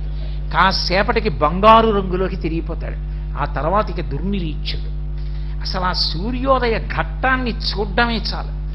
అనూరుడు సారథ్యం వహించి భగవానుడు కూర్చోడానికి ముందే సిద్ధపడి రథాన్ని పట్టుకుని నిలబడతట. ఒక కవి చమత్కరించాడు, అసలు సూర్యరథం వచ్చే ముందు ఎందుకు ఆకాశం ఎర్రబడుతుంది అన్నాడు. అంటే ఆయన అన్నాడు, మరి శరత్కాలంలోనూ రథం తిరగాలి, హేమంత ఋతువులోనూ రథం తిరగాలి, మంచు కదూ, అంత చలి. రథంలో వెనకాతలో ఉన్నవాడికి ఏముంది, అంత చలిగాలి తగలదు. అప్పర బెర్తవాడికి తగిలిన ఏసీ లోయర్ బెర్తవాడికి తగలనట్టు. కాబట్టి వెనకనున్నవాడు సూర్యుడు, ముందునున్నవాడు అనూరుడు. చల్లటి కాంతి ఈయన కొట్టేస్తుంటుంది. అందుకని ఆయన ఏం చేశాడంటే ముందు ఓ చలిమంట కూడా వేసుకున్నట్ట, వెచ్చగా ఉంటుందని. అదే ఆ ఎర్రటి కాంతి అన్నాడు. ఎవరి భావన చేత వారు తరించారు. ఆ అనూరుడు రథం మీద ఎక్కేటప్పటికి ఇంద్రుడు పరవశించిపోతాట సూర్యరథాన్ని చూసి. అగ్నిహోత్రుడు ఇంతటి తేజోవంతుణ్ణి అయినా ఆయన తేజస్సు ముందు నా తేజస్సు అణిగిపోయిందని మహోత్కృష్టమైన బ్రాహ్మణుడు అగ్నిహోత్రుడు రెండు చేతులు ఎత్తి నమస్కరిస్తాట. లోకాలనన్నింటినీ బాధ పెట్టగలిగిన వాడు ఎవరి పేరు చెప్తే ఎవరైనా గడగడలాడిపోతారో మహాజ్ఞానులు తప్ప. అటువంటి యమధర్మరాజు గారి వైపుకి రథం తిరుగుతుంది దక్షిణ దిక్కుకి. మరి దక్షిణ దిక్కుకి యముడు కదూ అధిపతి. తిరిగేటప్పటికీ అనూరుడు చెప్తాట, ఓ యముడా సూర్యరథం తిరుగుతోందంటాడు. అనేటప్పటికీ ఆయన ముందు ఏం చేస్తాడంటేట గబగబా తీసుకెళ్లి తన మహిషాన్ని దాచేస్తాడు, దున్నపోతుని. ఎందుకంటే ఆజన్మ వైరం అని ఉంటుంది కొన్ని ప్రాణులకు. వేదంలో చెప్తారు. వేదంలో ఒకప్పుడు వశిష్ఠుడు ఇంద్రుడి ఇంటికి వెళ్ళాడు. దేవశుని అని ఇంద్రుడి కుక్క, అది పెద్దగా అరిచింది. ఎందుకంటే ఇంద్రుడు మంచి డాబుగా ఉంటాడు, కిరీటం అవి పెట్టుకుని. పాపం వశిష్ఠుడు గడ్డాలు అవి పెంచుకుని ఉన్నాడు బ్రహ్మతేజస్సుతో. ఆయన్ని చూసి అరిచింది. అరిస్తే ఆయన శునక సూక్తం చదివాడు వేదంలో. ఓ శునకమా నీ గొప్పతనం ఇటువంటిది అని చదివి అందులో ఓ మాట చెప్తాడు, ఆగర్భ వైరం, పుట్టుకతో కారణం లేకుండా వైరం నీకు పందితో ఉందంటాడు. ఈశ్వరుడు అలా పెట్టాడు. ఆగర్భ వైరం అని ఉంటుంది తిరియక్కుల యందు, వెన్నుపాము అడ్డంగా ఉండే ప్రాణుల్లో. మనుష్యులకు అలా ఉండకూడదు. అలా ఉంటే వాడు మనుష్యుడు కాడు, మనుష్య రూపంలో ఉన్న రాక్షసుడు. అలా వైరం కడుపులో పెట్టుకుని పైకి ప్రేమగా తిరిగేవాడు. కాబట్టి అటువంటి శునక సూక్తంలో కుక్క వైభవం చెప్పి వశిష్ఠుడు అంటాడు, ఈ శునక సూక్తం ఎవరు చదువుతారో వాళ్ళని కుక్కలు కరవవు అంటాడు. అలా మహిషానికి గుర్రానికి పడదు. ఎక్కడైనా దున్నపోతూ గుర్రం ఉన్నాయనుకోండి, ఒకదాంతో ఒకటి కలియబడతాయి. అందుకే సూర్యరథం దక్షిణ దిక్కుకి తిరుగుతుంటే యమధర్మరాజుకి పరాకు చెప్తారట. యమధర్మరాజుకి తండ్రి సూర్య భగవానుడు కాబట్టి నీ తండ్రి సూర్యుడి యొక్క రథం తిరుగుతోంది, నీ మహిషాన్ని దాచంటారు. ఆయన గుర్రాలతో కలియబడుతుందేమోనని తన మహిషాన్ని దాచేస్తాట. ఇంతటి యమధర్మరాజు తన తండ్రి సూర్య భగవానుడి యొక్క రథం తిరుగుతోందని రెండు చేతులెత్తి నమస్కరించి నిలబడతాట. పశ్చిమ దిక్కుకు తిరుగుతుంటుంది రథం, నైరుతి వైపుకి తిరుగుతుంటే నైరుతికి రాక్షసులు అధిపతి. మీ అదృష్టం ఇవాళ మిమ్మల్ని సూర్యుడు చూస్తున్నాడు అనేటప్పటికీ రాక్షసులందరూ రెండు చేతులెత్తి నమస్కారం చేస్తారట. పశ్చిమ దిక్కుకు తిరుగుతుంది. ఎవరైనా ఒక చక్రవర్తికి కానీ మహారాజుకు కానీ సేవ చెయ్యాలి అంటే ఆయనకి ఏం చేస్తాం? ఏముండదు. అందుకే కడవలతో నీళ్లు తెచ్చి ఆయన గుర్రాలు తడుపుతారు. మీరు రామాయణం జరిగితే కనపడుతుంది. గుర్రాలకి నీళ్లు పోసి తడిపితే వాటికి మంచి శక్తి వస్తుంది, ఉత్సాహం పుంజుకుంటాయి నీళ్లు పెట్టినా కూడా. అందుకని పశ్చిమ దిక్కుకి తిరుగుతూ అనూరుడు చెప్తాట, సూర్యరథం తిరుగుతోంది. ఓ వరుణుడా, వరుడు జలములకు అధిపతి, ఓ వరుణుడా నీ యొక్క జలముల చేత ఈ రథాశ్వములను తడుపంటాడు. వరుణుడు నీటితో తడుపుతట. అవి మంచి ఉత్సాహాన్ని పొందుతాయి. పొందిన తరువాత అవి వాయువ్యానికి తిరుగుతాయి. వాయువ్యానికి తిరుగుతుంటే వాయుదేవుడు వచ్చి రెండు చేతులు ఎత్తి నిలబడతాడు. నిలబడితే ఓ వాయువా, తడిసిన శరీరాలతో గుర్రాలు పరిగెడుతున్నాయి, నువ్వు ఎదురుగా గాలిరా, వాటికి చల్లగా ఉండి సంతోషాన్ని పొందుతాయి. ఎందుకంటే అవి ఒక్కసారి ఇబ్బంది పడతాయిట. ఎప్పుడు అంటే ఆకాశగంగ ప్రవహించిన మార్గంలో ఆ గుర్రాలు వెడుతున్నప్పుడు వాటి కాళ్ళు అందులో కొంచెం ఇరుక్కుంటూ ఉంటాయిట. అవి లాక్కుని పరిగెడుతుంది ఆ రథం. అప్పుడు అవి శ్రమ కలగకుండా నీటితో తడపబడి ఆ వాయువు యొక్క స్పర్శ కలిగితే చల్లగా ఆ సూర్య రథం తిరుగుతుంది. ఉత్తర దిక్కుకు వస్తుందిట. సూర్యుడే ప్రసన్నంగా చూసి కుబేరుడు వంక చూసి కనుబొమలు ఎగరేస్తాట. ఎందుకు అంటే శంఖనిధి పద్మనిధి అనబడేటటువంటి రెండు నిధులకు అధిపతి, నవనిధులకు. ప్రత్యేకించి అందులో శంఖనిధి పద్మనిధి. శంఖము పద్మము ఈ రెండు శ్రీ మహావిష్ణువు యొక్క ఆభరణాలు. అందుకే కదా ఆయన శంఖం గద పద్మము ఇవన్నీ పట్టుకుని ఉంటాడు. కాబట్టి శంఖనిధి పద్మనిధి నీ దగ్గర ఉన్నాయి, అవి రెండు ఆయనకి ఇష్టం. అందుకని ఒకసారి ఆయన వంక చూసి ఓ చిరునవ్వు నవ్వుతట. సూర్యుడి చిరునవ్వు చాలు నీ పదవి నిలబడుతుందంటట అనూరుడు. ఈశాన్యం వైపుకి తిరుగుతుంది. శివుడు వస్తాడు. అయ్యా ఇది బింబ ప్రతిబింబ న్యాయం అంటట అనూరుడు. నేను ఇళ్ళ అద్దం ముందు నించున్నాను అనుకోండి, ఇప్పుడు నేను బొట్టు సరిగ్గా పెట్టుకోలేదు అనుకుంటే ప్రతిబింబానికి పెడతానా, నేను పెట్టుకుంటానా? నేను పెట్టుకుంటే ప్రతిబింబం సరిగ్గా పెట్టు కనబడుతుంది. బింబం ఒకటి ప్రతిబింబం ఒకటి కాదు, బింబ ప్రతిబింబములు ఒకటే. అలా అనూరుడంటే అట్ట వెనక్కి తిరిగి ఈయనకే నమస్కారం, ముందుకి తిరిగి ఈయనకే నమస్కారం, రెండు రూపాలతో కనపడుతున్నాడు ఒక భగవానుడు. అంటే శివుడు సూర్యుడు అభేదం. ఎందుచేత అంటే భౌరంభంశనలో నిలోంబర మహార్నాదో హిమాంసు పుమాన్ ఇత్యాభాతి చరాచరాత్మక విదం యస్యైవ మూర్త్యస్తకం నాణ్యకించన విద్యతే విమృశతాం యస్మాత్ పరస్మాద్ విభో తస్మై శ్రీగురుమూర్తయే నమయిదం శ్రీదక్షిణామూర్తయే అని ఆయన కోణార్కలో సూర్యలింగమై ఉంటాడు. కాబట్టి సూర్యుడే శివుడు, శివుడే సూర్యుడు. కాబట్టి బింబ ప్రతిబింబాలుగా ఒకే సూర్యుడు రెండు రూపాలతో కనపడుతున్నాడని అనూరుడు ముందుకి వెనక్కి కూడా నమస్కారం చేస్తాట. ఆ అనూరుడు రథమెక్కి కూర్చోగానే సూర్యనారాయణమూర్తి కూర్చుని అనే ముందు అనూరుడు ఇలా చూస్తాట. వెనక్కి చూస్తే రథాన్ని మొదలుపెట్టు అంటే చూడండి, లోకంలో రథ చోదకులు ఉంటారు. మీకు బాగా అర్థం అవ్వాలి అంటే ఓ కారు డ్రైవర్ ఉన్నాడు అనుకోండి, ఎవరికి చెప్తాడు దానికి ఇబ్బంది వస్తే? ఎంత యజమాని అయినా రక్షింపబడేది డ్రైవర్ వల్లే కదూ, ఆయన బాగా నడిపితేనే కదూ. అందుకే కృష్ణుడు సారథ్యం వహించాడు.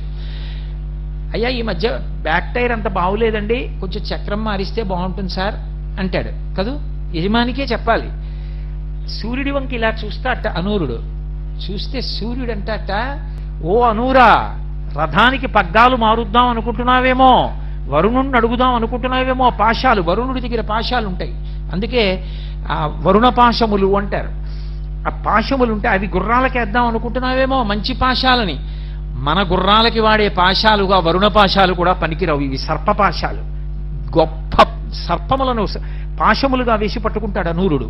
కాబట్టి వరుణుడి పాశములు మనకి పనికిరావు. అందుకని ఎప్పుడూ ఈ పాశములు మారుద్దామని ఆలోచించకు అంటే ఇంకా తల తిప్పలేదట అరుణుడు.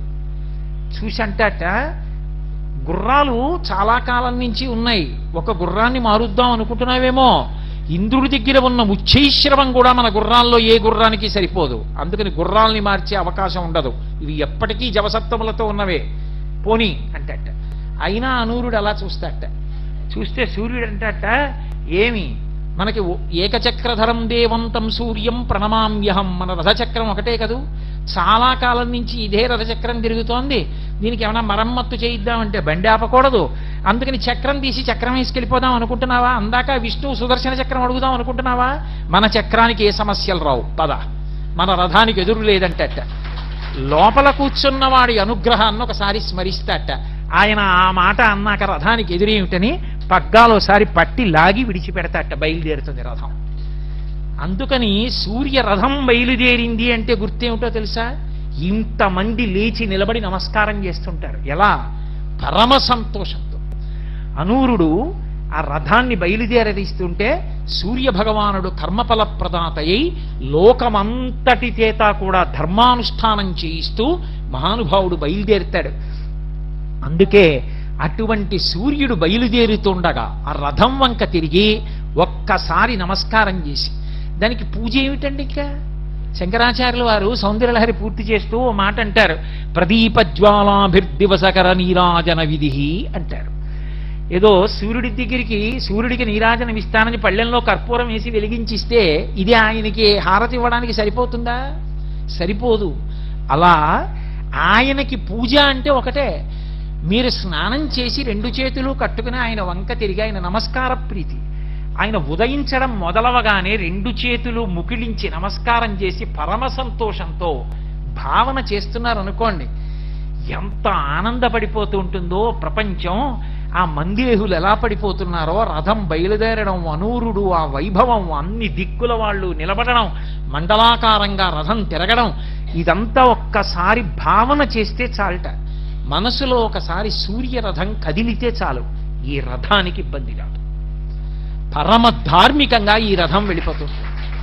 అందుకే సూర్య రథం అంత గొప్పది, సూర్యరథ స్మరణం అంత గొప్పది. అందుకే మీరు చూశారో లేదో, కొన్ని చోట్ల దేవాలయాలు రథాకారంతో ఉంటాయి. ఇప్పటికీ ద్రవిడ దేశంలో కుంభకోణంలో రథాకారంలో ఉంది క్షేత్రం. అలాగే మనకి వెంకటాచలంలో గోవిందరాజస్వామి దేవాలయంలో కృష్ణ పరమాత్మ చాలా విచిత్రమైన రీతిలో కూర్చుని ఉంటాడు. అక్కడ ఆయన కూర్చుని ఓ కాలు ఇలా మడిచిపెట్టి ఉంటాడు. పూర్వం అక్కడ ఒక బోర్డు ఉండేది, పార్థాయ తచ్చతుషార జినత్వ యైవ యౌదర్శ్వితౌ స్వచరణౌ శరణం వ్రజేతి భూయోపి మహ్యమహతౌ కరదర్శితౌ తే శ్రీవేంకటేశ చరణౌ శరణం ప్రపద్యే అని శ్లోకం ఉండేది. చక్కగా వెళ్ళిన వాళ్ళందరూ చదువుతూ ఉండేవారు. ఆ కూర్చున్న ఆయన ఎక్కడున్నాడో అక్కడ ఇప్పటికీ కూడా రథాకారం ఉందని, అది భూమిలోకి దిగబడిపోయి మూర్తొక్కటే మిగిలిందని చెప్తారు పెద్దలు.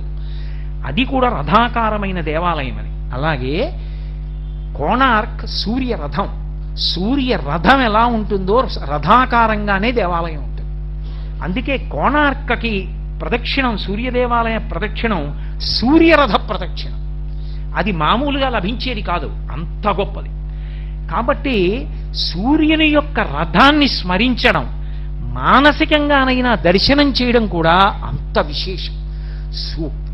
సూర్యోదయ కాలమునందు ఎంత విశేషం జరుగుతుందంటేట తిక్కన గారి విరాట పర్వంలో చెప్తారు, నీరజాకరములు నిష్ఠయై చేసిన భవ్య తపంబు ఫలమనంగా దినసముఖాకి నందిత చక్రయుగ్మకంబులయనురాగంపు బ్రోవనంగా హరిహర బ్రహ్మ మహానుభావంబులొక్కటింగాగరగిన గట్టియనగా అతుల వేదత్రయ లతికాచయము పెనుబొందన్ పుట్టెడు మూల కందమనగా అఖిల జగముల కందరయగుచు జనసమాజ కరపుట హృదయ సరోజములకు ముకుళనంబును జృంభణంబును నర్చి భానుబింబంబు పూర్వాద్రిపై వెలింగే అంటాడు మహానుభావుడు. మహాసౌరంలో చెప్పబడినటువంటి విశేషాలన్నిటినీ కూడా తీసుకొచ్చి ఒక పద్యంలోకి ఇమర్చేశారు. అందుకు మహానుభావుడు తిక్కన గారు ప్రాతస్మరణీయుడయ్యాడు, సోమయాజి అయ్యాడు. నీరజాకరములు నిష్ఠయై చేసిన భవ్యతపంబు ఫలమనంగా, సూర్య బింబం ఉదయిస్తోంది అంటే తామర పూలన్నీ కూడా తపస్సు చేస్తాయిట. తామర మొగ్గల్ని మీరు ఎక్కడైనా చూస్తే ఎలా ఉంటాయంటే, ఒంటికాలు మీద యోగి నిలబడి ఇలా రెండు చేతులెత్తి తూర్పు దిక్కుకి నమస్కారం చేస్తే ఎలా ఉంటుందో, తామరలు ఇలా ముడుచుకుని అలా ఉంటాయి. పాదద్వందము నేలమోపి పవనున్ బంధించి పంచేంద్రియోన్మాదంబున్ పరిమార్చి బుద్ధిలతకున్ మారాకు హత్తించి నిష్కేద బ్రహ్మపదావలంబన క్రియన్ క్రీడించు యోగీంద్రు మర్యాదం నక్రమ విక్రమించ కరి పాదాక్రాంత సంవక్రమయ్య అంటారు పోతన గారు. అలా తామర మొగ్గలు తపస్సు చేస్తున్నట్లుగా ఉంటాయి. ఒక్కసారి సూర్యకిరణం వచ్చి ఇలా తగిలిందనుకోండి, ఇలా విచ్చుకుంటాయి. నీరజాకరములు నిష్ఠయై చేసిన భవ్యతపంబు ఫలమనంగా దినసముఖాకి నందిత చక్రయుగ్మకంబులయనురాగంపు బ్రోవనంగా. చక్రవాక పక్షులకి రాత్రి అయితే కళ్ళు కనపడవు. కళ్ళు కనపడక అవి విశేషమైనటువంటి కామమోహితమై ఉంటాయి. క్రౌంచ పక్షుల్లా కాదు. క్రౌంచ పక్షులు వక్ర మార్గంలో తిరుగుతాయి. చక్రవాక పక్షులకి భార్యాభర్తల మధ్య ఒండులకు ప్రీతి. అందుకని భర్తకి భార్య కనపడదు, భార్యకి భర్త కనపడడు. అందుకని చంద్రుడు ప్రకాశించినంతసేపు కూడా అవి పాపం బాధపడుతూ అలా కూర్చుంటాయిట. ఎప్పుడు తెల్లవారుతుందా, ఎప్పుడు తెల్లవారుతుందా, ఎప్పుడు నా భార్య కనపడుతుందా, ఎప్పుడు నా భర్త కనపడతాడా అని తపస్సు చేస్తున్నట్టుగా కూర్చుంటాయి. దినసముఖాకి నందిత చక్రయుగ్మకంబులయనురాగంపు బ్రోవనంగా. ఆ తెల్లవారేటప్పటికీ ఎప్పుడు సూర్యుడు వస్తాడా, మా ఆయన కనపడతాడా, ఎప్పుడు సూర్యుడు వస్తాడా అని అవి రాత్రల్లా చేసిన తపస్సుకి ఫలమా అన్నట్టుగా సూర్యుడు వస్తాడు. ఆ వెలుతురు రాగానే భార్య భర్త కలుసుకుని చక్క ఒకదాని పక్కన ఒకటి కూర్చుని కూ కూ కూ అంటూ ఒకదాని ముక్కు ఒకటి పొడుచుకుంటూ సంతోషంగా కూర్చుంటాయి. కాబట్టి దినసముఖాకి నందిత చక్రయుగ్మకంబులయనురాగంపు బ్రోవనంగా హరిహర బ్రహ్మ మహానుభావంబులొక్కటింగాగరగిన గట్టి అనగా సృష్టికర్త అయిన బ్రహ్మ, స్థితికర్త అయిన విష్ణువు, ప్రళయకర్త అయిన రుద్రుడు ముగ్గురు కలిసి ఒక ముద్దైపోతే ఆ కాంతుల బంతియే సూర్యుడు. కాబట్టి చక్రయుగ్మకంబులయనురాగంపు బ్రోవనంగ హరిహర బ్రహ్మ మహానుభావంబులొక్కటింగాగరగిన గట్టి అనగా అతుల వేదత్రయలతికాచయము పెనుబొందన్ పుట్టెడు మూల కందమనగా. వేదములు త్రయీ అని పేరు. అందుకే సూర్యుడికి కూడా ఒక పేరుంది, త్రయీతనుహు అని. వేదములే శరీరముగా కలిగిన వాడైన అటువంటి వాడు. అంటే స్వరం చేత మంత్ర విభాగం చేత వేదములు 3 అని. అటువంటి వేదములు 3 పుట్టడానికి, వేదములనేటటువంటి తీగ పుట్టడానికి మూలకందమైనటువంటి ఆ దుంప ఎదురుగుండా కనపడుతోందా అన్నట్టుగా ఉన్నట్ట సూర్యుడు. కాబట్టి పెనుబంధం పుట్టెడు మూల కందమనగా అఖిల జగముల కందెరయగుచు జన సమాజ కరపుట హృదయ సరోజములకు ముకుళనంబును జృంభణంబును నచ్చి భానుబింబంబు పూర్వాద్రిపై వెలింగే. సూర్యబింబం ఇలా కనపడేటప్పటికీ హృదయములనేటటువంటి పద్మాలు ఇలా వికసనం పొందుతాయి. అందరికీ కూడా తెల్లవారింది అని ఒక్కసారి లేస్తారు. ఊరు తెల్లారిందంటారు. అలా ఊరు తెల్లవారేటట్టు లోకానికి తెల్లారిపోయింది ఎప్పుడు సూర్య భగవానుడు ఉదయిస్తే. అందరి చేతులు ఇలా కలుసుకుంటాయిట. ఎందుకని? ఆయనకి నమస్కారం చేయడానికి. హృదయ పద్మములు వికసిస్తాయిట. ఇవి హృదయ పద్మం వికసనం పొందింది, చేతులు ముడుచుకున్నాయి. చంద్రకాంతికి విచ్చుకునేటటువంటి సరోజములలా, సూర్యకిరణాలకి ముడుచుకునేటటువంటి సరోజములలా ఇలా చేతులు ముడుచుకుంటే హృదయ పద్మములు వికసనాన్ని పొందేయటం. ఇలా హృదయ పద్మాన్ని వికసనం పొందేట్టు చేతులు ముడుచుకునేటట్టు చేసి భానుబింబంబు పూర్వాద్రిపై వెలింగే. ఆ భానుబింబం పూర్వాద్రి మీద వెలిగింది. ఎందుకని జనులందరూ నమస్కారం చేయాలి? ఏం చేయకపోతే ఏమవుతుంది అంటే, ఆయనకి నమస్కారం చెయ్యడానికి కొన్ని ప్రధాన కారణాలు చెప్పింది వేదం. ఎందుచేత అంటే సూర్యుడొక్కడే ఎప్పుడూ ఒకలా ఉండడు. ఏదో వెలుగుల బంతి కదా అని ఎప్పుడూ 365 రోజులు అలాగే ఉండేటటువంటి లక్షణంతో ఉండడు. ఒక్కొక్క నెలలో, అంటే చాంద్రమానంతో చెప్పబడినటువంటి నెలల్లో ఒక్కొక్క నెలలో సూర్యుడు ఒక్కొక్క రూపాన్ని పొందుతాడు. అందుకే ఒక్కొక్క పేరుతో పిలవబడతాడు. పిలవబడినప్పుడు చైత్రము, వైశాఖము, జ్యేష్ఠము, ఆషాఢము, శ్రావణము, భాద్రపదము, ఆశ్వీజము, కార్తీకము, మార్గశిరము, పుష్యము, మాఘము, ఫాల్గుణము అని 12 నెలలు కాదు. ఈ 12 నెలలలో ప్రకాశించేటటువంటి సూర్యబింబం తన కిరణములను పైకి కొట్టాలా, మధ్యలో ఉంచాలా, క్రిందకి కొట్టాలా, ఏ భూతములను ఎంత అనుగ్రహించాలి అన్నది కిరణముల యొక్క వ్యూహముల విభాగము చేత మార్చుకుంటాడు. ఆ మార్చుకున్నప్పుడు ఒక్కొక్క నెలలో ఒక్కొక్క పేరుతో మారిపోతుంది కాంతి. అందుకే ఈ 12 నెలల్లో పిలిచేటటువంటి సూర్యులకు 12 పేర్లున్నాయి. ప్రతి నెలకి సూర్యుడు అనరు. సూర్యుడు మూలకందం. కానీ మొట్టమొదట చైత్రమాసం దగ్గర నుంచి మొదలు పెడితే ధాత, అర్యముడు, మిత్రుడు, వరుణుడు, ఇంద్రుడు, వివస్వంతుడు, త్వష్ట, విష్ణువు, తర్యముడు, పూషుడు, భగుడు, క్రతువు అని 12 నెలలకి 12 మంది అధిపతులు ద్వాదశాదిత్యులు. ఒక్కొక్క నెలలో ఒక్కొక్క పేరుతో పిలవబడి ప్రకాశిస్తాడు. ఎందుకు అలా ప్రకాశిస్తాడో తెలుసా? ఆయన అలా ప్రకాశిస్తే తప్ప లోకం నిలబడదు. ఎందుకు నిలబడదు అంటారేమో, ఆయన 1000 కిరణములు కలిగిన వాడు అంటారు, సహస్ర కిరణుడు అని. సహస్ర కిరణుడు అంటే సంస్కృతంలో 1000 కిరణములే ఉన్నవాడు అని కాదు దాని అర్థం. అనంతమైనటువంటి కిరణములు కలిగినటువంటి వాడు. 1000ని ఒక సంకేతంగా స్వీకరిస్తే, అంటే 1000 అన్న సంఖ్యని ఒక సంకేతంగా తీసుకున్నారనుకోండి, తీసుకున్నప్పుడు ఆయన లోకానికంతటికీ ఒక మహోపకారం చేస్తాడు. చేసినప్పుడు ఆయన ఉపకారం చేసేటప్పుడు తిరుగులేని ఉపకారం అది. ఆ ఉపకారం చేసేటప్పుడు 400 కిరణములను 5 వ్యూహముల చేత పైకి కొడతాడు, ఆకాశం వైపుకి. అలా పైకి కిరణ ప్రసారం చేసినప్పుడు ఆ 5 విభాగాల్ని ఏమని పిలుస్తారు అంటే, అందులో మొట్టమొదటిది చందనము, రెండవది యాహ్యము, మూడవది కోతణము, నాలుగవది భృగణము, 5వది అమృతము అని 5 విభాగాలు చేస్తాడు. 5 విభాగాలతో 400 కిరణములను ఊర్ధ్వభాగం వైపుకి విసురుతాడు. విసిరితే ఏమవుతుందంటే, తాను ఇంతకు ముందు ఉత్తరాయణంలో నీటినంతటినీ లాక్కుంటాడు. లాక్కున్నది దక్షిణాయనం వచ్చేటప్పటికి 400 కిరణములను పైకి పంపిస్తే మేఘములన్నీ కూడా బయలుదేరి వచ్చి వర్షాన్ని కురిపిస్తాయి. అంత వర్షం కురిపించాలి అంటే ఆయన మార్పు చెందుతాడు. కిరణములను 400 కిరణములను పైకి ఆకాశం వైపుకి వెళ్ళి మేఘమండలాన్ని లోకం మీదగా పంపిస్తాడు. మహోపకారి. అందుకే మేఘానికి తక్షణ ఉపకారం, సూర్యుడికి తక్షణ ఉపకారం. ఆయన్ని ప్రార్థన చేసేటప్పుడు అందుకే శంకరాచార్యులు వారు సౌందర్యలహరి చేస్తూ ఒక మాట అంటారు, సకృన్నత్వానత్వా అంటారు. సకృన్నత్వానత్వా అంటే పరమభక్తి తత్పరులైనటువంటి వారు ఒక్కసారి నమస్కరిస్తే అనుగ్రహించేస్తారు. ఒకప్పుడు బ్రహ్మాండమైన యజ్ఞం చేశారు దక్షిణ దేశంలో, పూర్ణాహుతి. ఇంకా కొద్దిసేపట్లో పూర్ణాహుతి అవ్వాలి. పూర్ణాహుతి మాట దేవుడెరుగు, యజ్ఞశాల కూడా నిలబడేటట్లేదు. అంత మబ్బేసింది, విపరీతమైన మబ్బు. మహాస్వామి వారు కంచికామకోటి పీఠాధిపత్యం వహించిన ప్రాతస్మరణీయులు చంద్రశేఖరేంద్ర సరస్వతి మహాస్వామి శరీరంతో ఉన్నారు. అప్పుడు లోపల పర్ణశాలలో ఉన్నారు. ఆయన దగ్గరికి వెళ్ళి చెప్పారు, అయ్యా ఏది నిలబడేటట్లేదు, గాలి వచ్చేసేటట్టుంది, పూర్ణాహుతి కూడా అవదు, యాగం ధ్వంసం అయిపోయేట్టుందన్నారు. ఆయన బయటికి వచ్చి సత్యదండం ఎత్తి సూర్యభగవానుడికి నమస్కారం చేసి ఆయన కాషాయ వస్త్రంలో దారం ఒకటి తీసి విసిరేది. ఇలాగ విసిరి నమస్కారం చేశారు. అంతే, పూర్ణాహుతి అంతా అయిపోయే వరకు చుక్క పడలేదు, గాలి వేయలేదు, అయిపోయింది.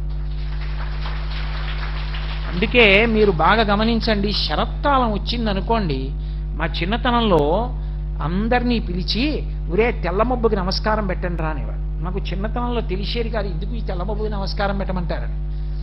నల్లమబ్బు రూపంలో ఆయనే మహోపకారం చేస్తాడు.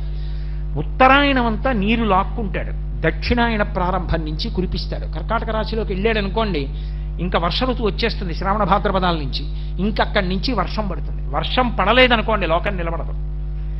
ఆ వర్షం పడాలి అంటే ఈ 5 వ్యూహముల చేత, ఇందాక నేను మీతో మనవి చేశానే, చందనము, యాహ్యము, కోతణము, భృగణము, అమృతము అనబడేటటువంటి 5 విభాగములు చేసి ఈ 5 విభాగములుగా 400 కిరణములను ఆకాశం వైపుకి తిప్పి మేఘమండలాన్ని పంపించి వర్షం కురిపిస్తాడు. వర్షం కురిపిస్తే మనం మరిచిపోతాం, రాత్రి ఇంట్లో పడుకుంటాం, బ్రహ్మాండమైన వాన పడుతుంది. పొద్దున్న లేచి అబ్బా పెద్ద బ్రహ్మాండమైన వాన పడిందో, చల్లబడిపోయింది రోడ్లన్నీ, ఎన్ని నీళ్ళు, అమ్మయ్య పోన్లే, ఊరికి దాహం తీరింది, అమ్మయ్య వాన పడింది, ఎంత పెద్ద వాన అంటాం. అంతేకాని మహానుభావుడు సూర్యుడు కురిపించినవాడు, ఆయన మేఘమండలానికి అధిపతి అని నమస్కారం చెయ్యం మనం. గుర్తు పెట్టుకుని నమస్కారం చేసేది ఎవరో తెలుసా? 3 జాతుల కప్పలున్నాయి. నీ చెప్పట్ల ఈ మాట వేదం చెప్పింది. వాటికి ఖణ్వక, ఖైమక, ఉపరి వాటి పేరు. ఆ 3 స్త్రీ జాతి కప్పలే. ఆ 3 కప్పలు మనం ఆ పేర్లు వాడడం మానేసి బోధుడు కప్పలు అంటుంటాం. ఆ కప్పలకి ఎంత కృతజ్ఞత అంటే, అవి సూర్యుడు వర్షాన్ని కురిపించినందుకు బెక బెక బెక బెక బెక బెక బెక బెక బెక అని కృతజ్ఞత చెప్తూనే ఉంటాయిట, నోరు నెప్పెట్టేలా. స్వామి వాన కురిపించావు, స్వామి వాన కురిపించావు, స్వామి వాన కురిపించావు. అందుకే తన పట్ల అంత కప్ప అరిస్తే పాముకి తెలుస్తుంది అది ఇక్కడ ఉందని. తన శరీరం పోతే పోయిందని సూర్యుడికి కృతజ్ఞత చెప్పుకుంటుంది బెకబెకలాడుతూ. అలా చెప్పేవన్నీ కాదు, ఒక్క ఖణ్వక, ఖైమక, ఉపరి ఈ 3 జాతుల ఆడకప్పలే. కాబట్టి ఇప్పుడు ఈ 3 జాతుల ఆడకప్పలకి అంత కృతజ్ఞతాభావం ఉంది కాబట్టే సూర్యనారాయణమూర్తికి అవంటే అంత ప్రీతిట. భక్తి అంటే ఏమిటండి? కృతజ్ఞతే. స్వామి నువ్వు నాకేమి ఇవ్వలేదు స్వామి అన్నారనుకోండి, ఆయన మురిసిపోతాడు, వీడు రా పాత్రుడు. స్వామి నువ్వు నాకు అది ఇవ్వలేదు స్వామి అన్నా అనుకోండి, వీడికి ఇచ్చింది గుర్తుండదురా అనుకోడు. కృతజ్ఞో నాస్తి నిష్కృతి. రామాయణం కిష్కింధకాండలో లక్ష్మణుడు అంటాడు, బ్రహ్మజ్ఞేచ సురాపేచ చోరే భగ్నవ్రతే తథా నిష్కృతిర్విహితా సిద్భి కృతజ్ఞో నాస్తి నిష్కృతి అంటాడు. కాబట్టి మహానుభావుడికి వానలు పడకపోతే ఈ 3 జాతుల కప్పలలో ఏదో ఒక కప్పని పట్టుకుంటారు.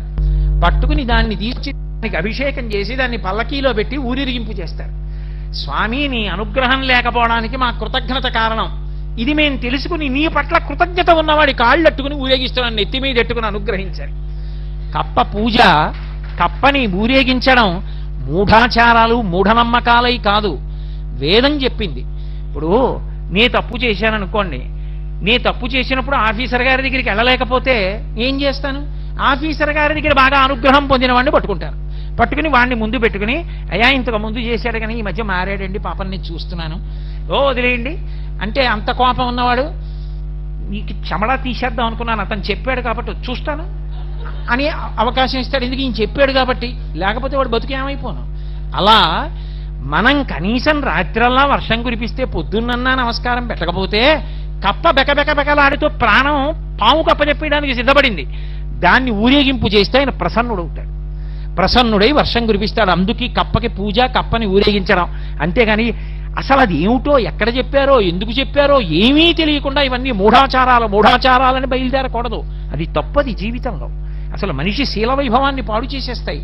అందుకే శరత్కాలం వస్తే కృతజ్ఞతావిష్కారం చేయరా, లేకపోతే నీ బతుకు ఇలాగే కృతజ్ఞతతో అలవాటైపోతుందని శరత్కాల మేఘం వెళ్ళిపోతుంటే తెల్ల మేఘం ఎక్కడో సముద్రంలో ఉప్పు నీటిని తాగి నిరాధారమైనటువంటి ఆకాశంలో వచ్చి నువ్వు అడిగావా లేదా చూడకుండా రాత్రి వర్షం కురిపించేసి తెల్లవారుసామున తెల్ల మబ్బు వెళ్ళిపోతోంది. తనకున్నవన్నీ ఇచ్చినప్పుడు మెల్లిగా మోసుకొచ్చింది, ఇచ్చి వెళ్ళిపోయేటప్పుడు ఏమైనా చూసినాక ఏమైనా నమస్కారం పెడతారా అని చూడకుండా వెళ్ళిపోతాం. అటువంటి మబ్బుకి నమస్కారం చేయకపోతే అన్నీ ఇచ్చి వెళ్ళిపోతున్న మబ్బుకి కృతజ్ఞుడవైపోతావు. నమస్కారం చేయి తెల్ల మబ్బుకు అనేవారు మా చిన్నతనంలో. కాబట్టి కృతజ్ఞతాభావమునకు ఆయన సంప్రీతి చెందుతాడు. అందుకే వర్షం ఎవరు కురిపిస్తారు అంటే సూర్యభగవానుడే. ఆతపీ మండలీ మృత్యు అని ఆ వర్షాన్నంతటినీ కురిపించేవాడు, తపింపచేసేవాడు కూడా వృష్టి ప్రదాత సూర్యభగవానుడే. ఆయన అనుగ్రహం ఉంటే అసలు లోకమునందు వర్షములు లేకపోవడం అనేటటువంటిది ఉండదు. సూర్యుడికి అందరూ నమస్కారం చేస్తే అసలు వర్షాలు పడకపోవడం అన్నది లోకంలో ఉండదు. అందుకే పూర్వం తన రాజ్యంలో ఉన్న ప్రజలందరికీ అన్నం దొరకాలి అంటే మహారాజులు సూర్యారాధన చేసేవారు. అలాగే ఆయన మంచు కల్పిస్తాడు లోకానికి. ఆ మంచు కల్పించలేదనుకోండి మళ్ళీ కొన్ని ఇబ్బందులు వస్తాయి. అలా జరగకూడదని తుషార పంక్తులను కల్పిస్తాడు, విశేషమైన మంచు. ఆ మంచు కల్పించేటప్పుడు మళ్ళీ 4 వ్యూహములతో 4 విభాగములతో 300 కిరణములను సమాంతరంగా ఇలా సమానంగా వెళ్ళేటట్టుగా ప్రసరించి 4 విభాగములను సృజిస్తాడు. అవే వస్యము, మేష్యము, వస్యము, మేష్యము, హరాదినము, 4వది ఆక్రందనము అని ఈ 4 రకములైనటువంటి వ్యూహములను విభాగములను సృజించి ఈ 4 చేత మేఘముల ఆ మంచు పంక్తులను మంచు విపరీతంగా తెరలను సృష్టి చేసి లోకమునందు ఋతువు మారేటట్టుగా చేస్తాడు. అలాగే దేవతలను పితృదేవతలను మనుష్యులను ప్రత్యేకంగా ఎముకలు పెరగడానికి కావలసినటువంటి శక్తి కిరణములలో ఉండి విశేషముగా ప్రసారమయ్యేటట్టు ఆరోగ్యము ప్రదానమయ్యేటట్టు చేయడానికి గ్రీష్మ ఋతువుని కల్పించి గ్రీష్మ ఋతువులో చంద్రాస్తము శుక్రాస్తము అని 2 విభాగములను సృజిస్తాడు. సృజించి 300 కిరణములు భూమి మీదకు వదులుతాడు. అందుకే మీరు చూడండి, గ్రీష్మ ఋతువు వచ్చిందనుకోండి, గ్రీష్మ ఋతువులో ఎవ్వరివి శరీరాలు పడిపోవు తొందరగా. గ్రీష్మంలో నిలదొక్కుంటారు, ఆరోగ్యంగా ఉంటారు, ఏం ప్రమాదాలు రావు. మళ్ళీ ఆయన లయకారకుడవుతాడు సూర్యుడే. చాలా మంది ప్రాణుల్ని పడగొట్టాలనుకుంటే ఇందాక నేను చెప్పానే ఆ 4 వ్యూహములతో మంచు ఎక్కువగా ఉండేట్టుగా చేస్తారు. చేస్తే ఆయన అది చేసినప్పుడే యమధర్మరాజు గారి యొక్క 2 కోరలు పైకొస్తాయి. ఒకటి ద్వావృతు యమదంష్ట్రాఖ్య అంటారు దేవీ భాగవతంలో. శరత్కాలమునందు వసంత ఋతువు, ఈ 2 ఋతువులలో 2 కోరలు బయట పెడతాడు. 2 కోరలు బయటికి వస్తే విశేషమైనటువంటి జననష్టమైపోతుంది. అందుకే యథార్థానికి గ్రీష్మ ఋతువులో చనిపోయే వాళ్ళకన్నా శరత్కాలమునందు వసంత ఋతువునందు చనిపోయే వాళ్ళు ఎక్కువ మంది ఉంటారు. అందుకే శరత్కాల ప్రారంభంలో శారదానవరాత్రులు చేసి అమ్మవారిని ఆరాధన చేస్తారు. అలాగే వసంత ఋతువు ప్రారంభమునందు మళ్ళీ వసంత నవరాత్రులు చేసి రామచంద్రమూర్తి యొక్క పాదాలు శారద పాదాలు పట్టుకుని అమ్మవారి అనుగ్రహంతో అంటువ్యాధులు ప్రబలిపోకుండా లోకాన్నంతటినీ రక్షించుకుంటారు. ఈ 2 కాలముల యందు సూర్యనారాయణమూర్తి యొక్క కిరణములు 304 విభాగములుగా వచ్చిన కారణం చేత జనులందరూ పడిపోతూ ఉంటారు. ఈ కారణం చేతనే ఉత్తరాయణంలో ఎంత నీరు లాక్కుంటాడో దాన్ని తాను ముట్టుకోడు. ఆ నీటిని మేఘమండలంలోకి పంపించేస్తాడు. మళ్ళీ దక్షిణాయనం మొదలవగానే కురిసేయమని ఇచ్చేస్తాడు. పుచ్చుకున్నప్పుడు అసలు నాకన్న భావనే లేదు, ఇలా పుచ్చుకుంటాడు, ఇలా ఇచ్చేస్తాడు తప్ప పుచ్చుకున్నప్పుడు నాకని పుచ్చుకోడు, ఇచ్చేసేటప్పుడు నాది పోయిందన్న బాధ లేదు. అంత నిమిత్తంగా ఉంటాడు. అందుకే దత్తాత్రేయుల వారి 24 మంది గురువులలో సూర్యనారాయణమూర్తి ఒకటయ్యాడు. 24 మంది గురువులు ఆయనకి పృథివీ, ఆపస్, తేజో, వాయు, ఆకాశములు. అలాగే సూర్యుడు, చంద్రుడు, సముద్రము, చాప, ఇషుకృత్ అంటే బాణములు తయారు చేసేవాడు. అలాగే సాలెపురుగు, పాము, ఏనుగు, కన్య, బాలుడు 15. అలాగే పావురముతో పాటు పతంగము, మక్షికము, భ్రమరము, భ్రమరకీటకము 20. హరిణము, అజగరము అంటే కొండ చిలవ, పింగళ అనబడేటటువంటి వేశ్య 23, కృకరం అనేటటువంటి పక్షి 24. 24 మంది గురువులు దత్తాత్రేయుల వారికి. 24 మంది గురువులలో ఒక గురువు సూర్యభగవానుడు. సూర్యభగవానుణ్ణి గురువుగా ఎందుకు చేసుకున్నారంటే సూర్యుడు ఉత్తరాయణంలో నీటిని లాగినప్పుడు నాకు అని చుక్క ముట్టుకోడు, మేఘమండలంలోకి పంపుతాడు. దక్షిణాయనం వచ్చేటప్పటికి పుచ్చుకున్న నీళ్లన్నీ మళ్ళీ వర్షించేస్తాడు, మళ్ళీ లోకోపకారం చేస్తాడు. పుచ్చుకోవడం ఉపకారమే, ఇచ్చేయడం ఉపకారమే. రెండిటి యందు నిస్పృహుడు, తనేమి నాకని పుచ్చుకునేది నీటి బిందువు లేదు. అంతటి మహితాత్ముడు కనుక నేను సూర్యుణ్ణి చూసి నేర్చుకున్నాను. పుచ్చుకుంటే ఎలా పుచ్చుకోవాలో, ఇచ్చేస్తే ఎలా ఇచ్చేయాలో అని దత్తాత్రేయుల వారు తన 24 మంది గురువులలో సూర్యనారాయణమూర్తిని తీసుకున్నారు. మనం సాధారణంగా ఆయనకి 1000 కిరణములైన గ్రహములన్నిటినీ కూడా ప్రకాశింపచేస్తాడు తాను ప్రధానంగా నిలబడి. ఆ గ్రహములన్నిటినీ కూడా ప్రకాశింపచేయడానికి, లోకాన్నంతటినీ కాపాడడానికి మళ్ళీ ఆయన కిరణ వ్యూహాన్నంతటినీ కలిపి 7గా చెప్తారు. 7 మీద నడుస్తుంది సప్తాశ్వర ధమారూఢం అని. ఆ 7 కిరణములకే సుషుమ్నము, హరికేశము, విశ్వకర్మ, విశ్వవ్యచ, సంపద్వసు, అర్వాగ్వము, అలాగే స్వరాడ్వసు అని 7 కిరణములు. ఈ 7 కిరణములలో 7వ కిరణమైనటువంటి స్వరాడ్వసు లేదా స్వరాట్ అంటారు దాన్ని. దాని చేత శనీశ్వర గ్రహం ప్రకాశిస్తుంది. శనీశ్వరుడు సూర్యనారాయణమూర్తి కుమారుడు. అందుకే రోజు సూర్యుడి వంక తిరిగి నమస్కరించిన, సూర్యుణ్ణి స్తోత్రం చేసిన ఏలినాటి శనిలో ఉన్న వాళ్ళ జోలికి కూడా ఎక్కువ వచ్చి ఇబ్బంది పెట్టడే. మా తండ్రి గారి భక్తుడు కాబట్టి ఆయన జోలికి నేను వెళ్ళి ఎక్కువ బాధించలేనంటాడు.